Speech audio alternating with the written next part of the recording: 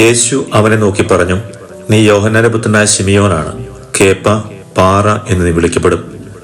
യോഹന്നാന്റെ സുവിശേഷം 1-ാം അധ്യായം 42-ാം തിരുവചനം.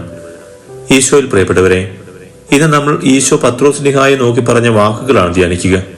തിരുസഭയുടെ തലവനായി, പാറ പോലെ ഉറപ്പും സ്ഥിരതയും ശക്തിയുമുള്ളവനായി തന്റെ ദൗത്യം തുടരുവാൻ പത്രോസിനെ ചുമതലപ്പെടുത്തുന്നതിന് മുന്നോടിയായി ഈശോ അവനെ തന്റെ ശിഷ്യനാകുവാൻ വിളിക്കുന്നു.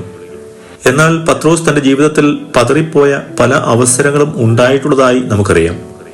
ഈശോയുടെ പീഡാസഹന വേളയിൽ പോലും പത്രോസ് ഈശോയെ ദൂരെ പിന്തുടർന്നുവെന്ന് വചനം പറയുന്നു.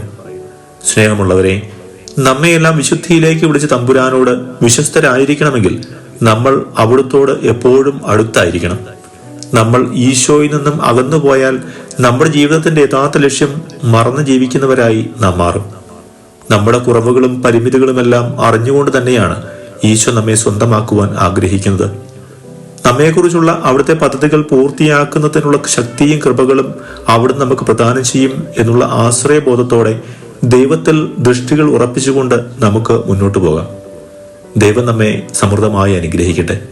നമ്മുടെ കർത്താവായ ഈശോ മിശിഹായുടെ കൃപയും പിതാവായ ദൈവത്തിന്റെ സ്നേഹവും പരിശുദ്ധാത്മാവിന്റെ സഹവാസവും നമ്മോടുകൂടി ഉണ്ടായിരിക്കട്ടെ, ഇപ്പോഴും എപ്പോഴും എന്നേക്കും. ആമേൻ.